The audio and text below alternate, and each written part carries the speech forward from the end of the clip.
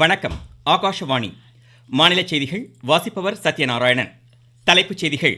மகளிர் முன்னேற்றத்திற்கான தொடர் நடவடிக்கைகளை தேசிய ஜனநாயக கூட்டணி அரசு கடந்த 11 ஆண்டுகளாக முனைப்புடன் மேற்கொண்டு வருவதாக பிரதமர் திரு நரேந்திர மோடி தெரிவித்துள்ளார். பிஜேபி மூத்த தலைவரும் மத்திய அமைச்சருமான திரு அமித்ஷா மதுரையில் இன்று மாலை கட்சியின் தென் மாவட்ட நிர்வாகிகள் கூட்டத்தில் உரையாற்றுகிறார். பிரான்சில் இன்று தொடங்கும் சர்வதேச பெருங்கடல்கள் மாநாட்டில் மத்திய புவி அறிவியல் துறை அமைச்சர் டாக்டர் ஜிதேந்திர சிங் பங்கேற்கிறார். தமிழ்நாட்டில் சீர்மிகு நகர திட்டத்தின் கீழ் 10,639 கோடி ரூபாய் மதிப்பிலான பணிகள் நடைபெற்று வருவதாக அரசு அறிவித்துள்ளது.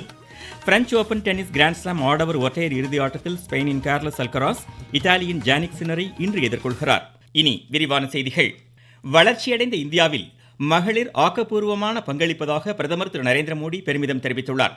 பிஜேபி தலைமையிலான தேசிய ஜனநாயக கூட்டணி 11 ஆண்டுகள் நிறைவு செய்த நிலையில் அறிவியல், கல்வி, விளையாட்டு, ஸ்டார்ட் அப், பாதுகாப்பு உள்ளிட்ட அனைத்து துறைகளிலும் மகளிர் முன்னேறி வருவதுடன் நாட்டு மக்களுக்கு உத்வேகம் அளிப்பதாகவும் அவர் பாராட்டியுள்ளார்.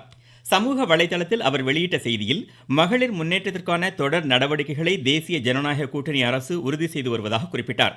இலவச சமையல் எரிவாயு இணைப்பு, ஜன்தன் வங்கி கணக்குகள் மகளிர் ஆளுமையை அதிகரித்துள்ளதாக கூறினார். குறிப்பாக முத்ரா கடனுதவி திட்டம் லட்சக்கணக்கான மகளிரின் தொழில் முனைவோர் கனவுகளை நனவாக்கியதுடன் அவர்களின் மதிப்பை அதிகரித்துள்ளதாக சுட்டிக்காட்டினார். மகளிர் பாதுகாப்பு மற்றும் ஆளுமையை அதிகரிக்கவே பிரதமரின் வீட்டு வசதி திட்டத்தின் கீழ் மகளிர் பெயரில் வீடு வழங்கப்படுவதாக கூறிய பிரதமர், பேட்டி பச்சாவோ பேட்டி படாவோ, பெண் குழந்தைகளை காப்போம், பெண் குழந்தைகளுக்கு கற்பிப்போம் தேசிய இயக்கமாக வலுப்பெற்றுள்ளதாக பெருமிதம் வெளியிட்டுள்ளார். தீவிரவாதம் மற்றும் அவர்களுக்கு துணை நிற்பவர்களுக்கு இடையில் எந்த வேறுபாடும் காட்டப்படாது என பிரதமர் திரு நரேந்திர மோடி மீண்டும் தெளிவுபடுத்தியுள்ளார். எல்லை தாண்டிய பயங்கரவாதத்திற்கு எதிரான இந்தியாவின் பூஜ்ய சகிப்புத்தன்மை குறித்த பாதுகாப்புத்துறை அமைச்சர் திரு ராஜ்நாத் சிங் எழுதிய கட்டுரையை தமது சமூக வலைதளத்தில் மறுபகிர்விட்டுள்ள பிரதமர், நாட்டின் மீதான எந்த ஒரு தாக்குதலுக்கும் வலுவான பதிலடி கொடுக்கப்படும் என்ற கருத்தை சுட்டிக்காட்டியுள்ளார். பிஜேபி மூத்த தலைவரும் மத்திய அமைச்சருமான திரு அமித்ஷா மதுரை ஒத்தக்கடை அருகே வவ்வால் தோட்டம் பகுதியில் இன்று மாலை நடைபெறும் தென் மாவட்ட அளவிலான பிஜேபி நிர்வாகிகள் கூட்டத்தில் உரையாற்ற உள்ளார். தமிழக சட்டப்பேரவை தேர்தல் அடுத்த ஆண்டு நடைபெற உள்ள நிலையில் தேர்தல் முன்னேற்பாட்டு பணிகள் குறித்து இதில் ஆலோசிக்கப்படும் என தெரிகிறது. முன்னதாக மதுரை அருள்மிகு மீனாட்சியம்மன் திருக்கோவிலில் இன்று காலை தரிசனம் மேற்கொண்ட திரு அமித்ஷாவிற்கு கோவில் நிர்வாகம் சார்பில் பூரண கும்ப மரியாதை வழங்கப்பட்டது. அதனைத் தொடர்ந்து கட்சியின் முக்கிய பிரமுகர்களை திரு அமித்ஷா சந்தித்தார். பிரான்சில் இன்று தொடங்கும் சர்வதேச பெருங்கடல்கள் மாநாட்டில் மத்திய புவி அறிவியல் துறை இணையமைச்சர் டாக்டர் ஜிதேந்திர சிங் தலைமையிலான இந்திய குழு பங்கேற்கிறது. கடல் நிலைத்தன்மை, கடல்சார் ஒத்துழைப்பில் இந்தியாவின் உலகளாவிய ஈடுபாட்டிற்கான பிரதமர் திரு நரேந்திர மோடியின் உறுதிப்பாடு உள்ளிட்டவை இம்மாநாட்டில் வலியுறுத்தப்படும். வரும் 13ஆம் தேதி வரை நடைபெறும் இம்மாநாட்டில் நிலையான கடல் நிர்வாகம், பெருங்கடல்களின் ஆரோக்கியத்திற்கான உறுதியான நடவடிக்கைகள் குறித்து உயர்மட்ட ஆலோசனை இடம்பெறும். இம்மாநாட்டின் ஒரு பகுதியாக இந்தியாவின் முக்கிய நட்பு நாடுகளின் அறிவியல் துறை அமைச்சர்களுடன் டாக்டர் ஜிதேந்திர சிங் ஆலோசனை மேற்கொள்கிறார்.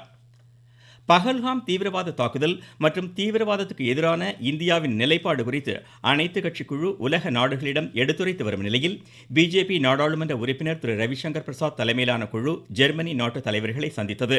தீவிரவாதத்துக்கு எதிரான இந்தியாவின் நடவடிக்கைகளுக்கு ஜெர்மனி உறுதியான ஆதரவு அளிக்கும் என்று அந்நாட்டு வெளியுறவுத்துறை அமைச்சர் ஜோஹன் வேடேபுல் தெரிவித்ததை சுட்டிக்காட்டிய திரு ரவிசங்கர் பிரசாத், அணு ஆயுத தாக்குதல் தொடர்பான பாகிஸ்தானின் அச்சுறுத்தலை இந்தியா உறுதியுடன் எதிர்கொண்டதற்கு உலக நாடுகள் மற்றும் வெளிநாடு வாழ் இந்தியர்களிடம் வரவேற்பு உள்ளதாக கூறினார். தமிழ்நாட்டில் காலியாக உள்ள 6 மாநிலங்களவை இடங்கள் மற்றும் அசாம் மாநிலத்தில் காலியாக உள்ள 2 மாநிலங்களவை பதவியிடங்களுக்கு வரும் 19ஆம் தேதி தேர்தல் நடைபெறும் நிலையில் வேட்புமனு தாக்கல் நாளையுடன் முடிவடைகிறது. மனுக்கள் பரிசீலனை நாளை மறுநாள் நடைபெறுகிறது. மனுக்களை விலக்கிக் கொள்ள வரும் 12ஆம் தேதி கடைசி நாளாகும். இதனிடையே திமுகவின் திரு பி வில்சன், திரு SR சிவலிங்கம், கவிஞர் சல்மா மற்றும் கட்சி சார்பில் மக்கள் நீதி மய்ய தலைவர் திரு கமல்ஹாசனும், அஇஅதிமுக சார்பில் திரு IS Inbadurai, Thiru M Dhanapal ஆகியோரும் வேட்பாளர்களாக அறிவிக்கப்பட்டுள்ளனர். விருதுநகர் மாவட்டம் மெட்டுக்குண்டு கிராமத்தில் தனியார் வெடிபொருள் தொழிற்சாலையில் நேரிட்ட தீ விபத்தில் உயிரிழந்த அருப்புக்கோட்டையைச் சேர்ந்த ஒருவரின் குடும்பத்திற்கு 4 லட்சம் ரூபாய் நிவாரண உதவி வழங்க முதலமைச்சர் திரு மு க ஸ்டாலின் உத்தரவிட்டுள்ளார். நீங்கள் கேட்டுக்கொண்டிருப்பது ஆகாஷவாணியின் மாநில செய்தி அறிக்கை. தமிழ்நாட்டில் சீர்மிகு நகர திட்டத்தின் கீழ் 10,639 கோடி ரூபாய் மதிப்பில் 11 மாநகராட்சிகள் மேம்படுத்தப்பட்டுள்ளதாக அரசு அறிவித்துள்ளது. இது தொடர்பாக சென்னையில் இன்று வெளியான அரசின் செய்திக்குறிப்பில் 4 மாநகராட்சிகள், 13 நகராட்சிகள், 49 பேரூராட்சிகள், 12 கோடி மக்கள் பயன்பெறும் வகையில் 9,000 கோடி ரூபாய் மதிப்பிலான 71 குடிநீர் திட்டங்கள் செயல்படுத்தப்பட்டுள்ளதாக தெரிவிக்கப்பட்டுள்ளது. சாலை சீரமைப்பு திட்டத்தின் கீழ் 5693 புதிய சாலை பணிகள், 1120 கோடி ரூபாய் மதிப்பில் 99 புதிய பேருந்து நிலையங்கள், 194 கோடி ரூபாய் மதிப்பில் 100 நூலகம் மற்றும் அறிவுசார் மையங்கள், சென்னை போரூரில் 4276 கோடி ரூபாய் மதிப்பில் கடல் நீரை குடிநீராக்கும் நிலையம் உள்ளிட்டவை இதில் அடங்கும். அனைத்து வகையான அரசு சேவைகளை பொதுமக்கள் எளிதில் பெற மையப்படுத்தப்பட்ட வலைத்தள மில் ஆளுகை பயன்பாடு மற்றும் மக்களுடன் முதல்வர் திட்டங்கள் செயல்படுத்தப்பட்டு வருவதாகவும் அரசு கூறியுள்ளது.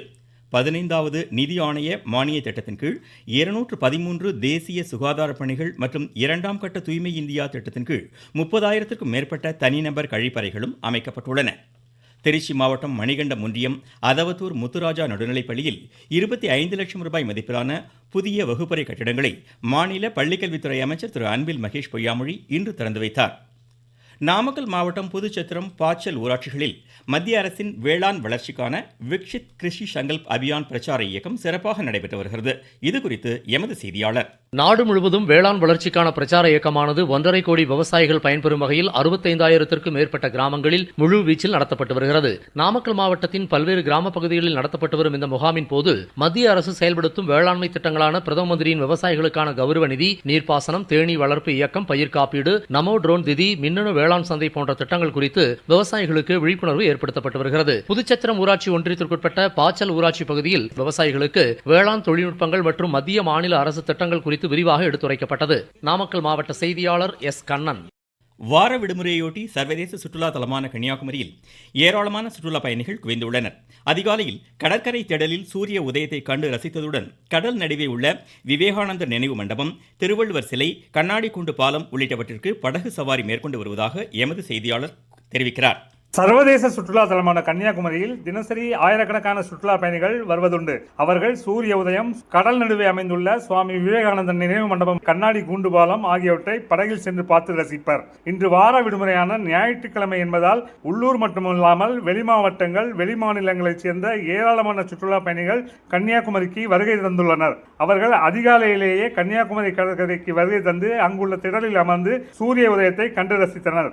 அதிகப்படியான சுற்றுலா பயணிகள் வருகை காரணமாக கன்னியாகுமரி கடற்கரை பகுதி களை கட்டியுள்ளது. கன்னியாகுமரியிலிருந்து குமரன், விவேகானந்த். திருச்செந்தூர் அருள்மிகு சுப்பிரமணிய சுவாமி திருக்கோவிலில் நடைபெறும் வைகாசி விசாக திருவிழாவின் முக்கிய நிகழ்ச்சியான முனிகுமாரர்களுக்கு சாப விமோசனம் அளிக்கும் நிகழ்வு நாளை நடைபெறுகிறது. இந்நிலையில் தென்காசி, விருதுநகர், மதுரை உள்ளிட்ட பல்வேறு மாவட்டங்களிலிருந்து ஆயிரக்கணக்கான பக்தர்கள் பாத யாத்திரையாக திருச்செந்தூர் வந்தவண்ணம் உள்ளதாக எமது செய்தியாளர் தெரிவிக்கிறார். வைகாசி விசாக திருவிழாவில் கலந்து கொள்வதற்காக தமிழகத்தின் பல்வேறு பகுதிகளிலிருந்து ஏராளமான பக்தர்கள் கோவிலுக்கு பாத யாத்திரையாக வந்த வண்ணம் உள்ளனர். நாளை வைகாசி விசாக திருவிழாவில் சுமார் 5 லட்சத்திற்கு அதிகமான பக்தர்கள் கலந்து கொள்வார்கள் என்பதனால் அதற்கான பல்வேறு சிறப்பு ஏற்பாடுகள் செய்யப்பட்டுள்ளன. நாளை அதிகாலை 4 மணிக்கு கோவில் நடை திறக்கப்பட்டு விஸ்வரூப தீபாரணை, உதயமார்த்தாண்ட அபிஷேகம் மற்றும் தொடர்ந்து பல்வேறு சிறப்பு பூஜைகள் நடைபெற உள்ளன. தூத்துக்குடி மாவட்ட செய்தியாளர் A. Lakshmanan. French open tennis grand slam ஆடவர் ஒற்றையர் இறுதி ஆட்டத்தில் நடப்பு சாம்பியன் ஸ்பெயினின் கார்லஸ் அல்கராஸ் இத்தாலியின் ஜானிக் சின்னரை இன்று எதிர்கொள்கிறார். கிராண்ட் ஸ்லாம் பட்டத்திற்கான போட்டியில் 11 முறை இருவரும் நேருக்கு நேர் மோதிய நிலையில் அல்கராஸ் 7 முறையும் சின்னர் 4 முறையும் வெற்றி பெற்ற நிலையில் இன்றைய போட்டி ரசிகர்களிடையே பெரும் எதிர்பார்ப்பை ஏற்படுத்தியுள்ளது. மகளிர் இரட்டையர் கிராண்ட் ஸ்லாம் பட்டத்திற்கான இறுதிப் போட்டியில் இத்தாலியின் சாரா இரானி, ஜாஸ்மின் பொலோனியை இணை கஜகஸ்தானின் அனா டாலினியா, செர்பியாவின் அலெக்சாண்ட்ரா குரூனிக் இணையை இன்று எதிர்கொள்கிறது. மகளிர் ஒற்றையர் கிராண்ட் ஸ்லாம் பட்டத்தை அமெரிக்காவின் கோகோ காஃப் வென்றார். நெதர்லாந்தில் நடைபெறும் ஹாக்கி ப்ரோ லீக் போட்டியின் 2ஆம் ஆட்டத்தில் இந்தியா நாளை நெதர்லாண்ட்ஸை எதிர்கொள்கிறது. மகளிர் பிரிவில் வரும் 14ஆம் தேதி இந்தியா தனது முதல் போட்டியில் ஆஸ்திரேலியாவை எதிர்கொள்கிறது. மீண்டும் தலைப்புச் செய்திகள். மகளிர் முன்னேற்றத்திற்கான தொடர் நடவடிக்கைகளை தேசிய ஜனநாயக கூட்டணி அரசு கடந்த 11 ஆண்டுகளாக முனைப்புடன் மேற்கொண்டு வருவதாக பிரதமர் திரு நரேந்திர மோடி தெரிவித்துள்ளார். பிஜேபி மூத்த தலைவரும் மத்திய அமைச்சருமான திரு அமித்ஷா மதுரையில் இன்று மாலை கட்சியின் தென் மாவட்ட நிர்வாகிகள் கூட்டத்தில் உரையாற்றுகிறார். பிரான்சில் இன்று தொடங்கும் சர்வதேச பெருங்கடல்கள் மாநாட்டில் மத்திய புவி அறிவியல் துறை அமைச்சர் டாக்டர் ஜிதேந்திர சிங் பங்கேற்கிறார். தமிழ்நாட்டில் சீர்மிகு நகர திட்டத்தின் கீழ் 10,639 கோடி ரூபாய் மதிப்பிலான பணிகள் நடைபெற்று வருவதாக அரசு அறிவித்துள்ளது. French open tennis grand slam ஆடவர் ஒற்றையர் இறுதி ஆட்டத்தில் ஸ்பெயினின் கார்லஸ் அல்கராஸ் இத்தாலியின் ஜானிக் சின்னரை இன்று எதிர்கொள்கிறார். இத்துடன் இந்த செய்தி அறிக்கை முடிவடைந்தது.